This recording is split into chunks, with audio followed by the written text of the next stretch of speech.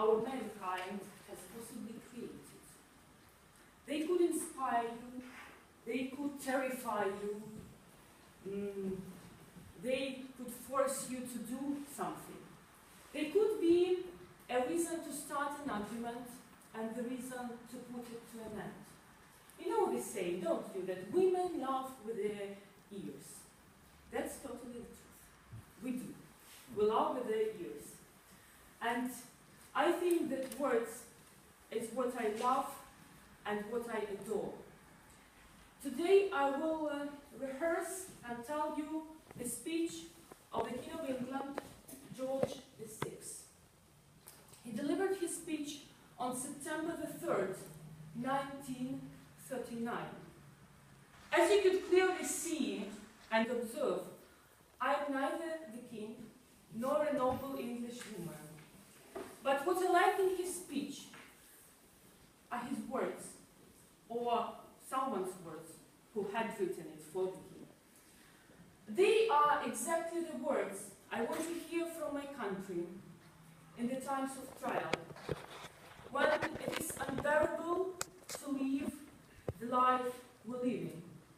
So the words of support, the words to inspire us for any actions, the words which clearly get the understanding that we are protected. Give me a minute for some preparation.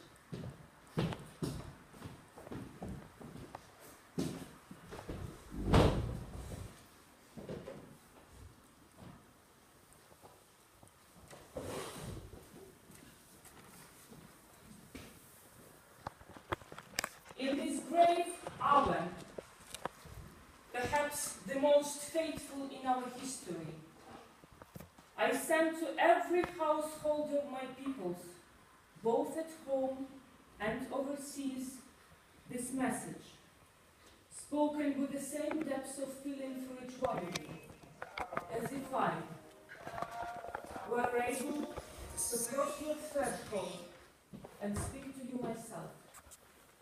For the second time in the life of most of us, we are at war. Over and over again, we have tried to find a peaceful way out of the differences between ourselves and those who are now our enemies. But it has been in vain. We have been forced into a conflict. For we are called, together with our allies, to stand against the challenge of a principle which, if it were to prevail, would be fatal to any civilized order in the world. This is the principle which permits a state, in its selfish pursuit of power, to disregard its treaties and its solemn pledges, which sanctions the use of force or threat of force against the sovereignty and independence of other states. Such a principle, stripped of all disguise, is the mere primitive doctrine that might is right. And if this principle were to establish throughout the world the freedom of our own country and of the whole British Commonwealth of Nations, would be in danger.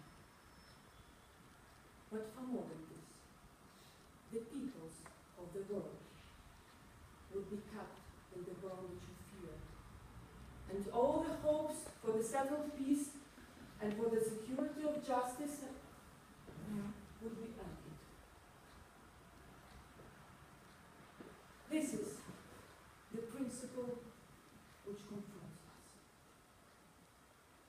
For the sake of all, that we ourselves hold dear, and for the world's order and peace, it is unthinkable that we should refuse to meet the challenge.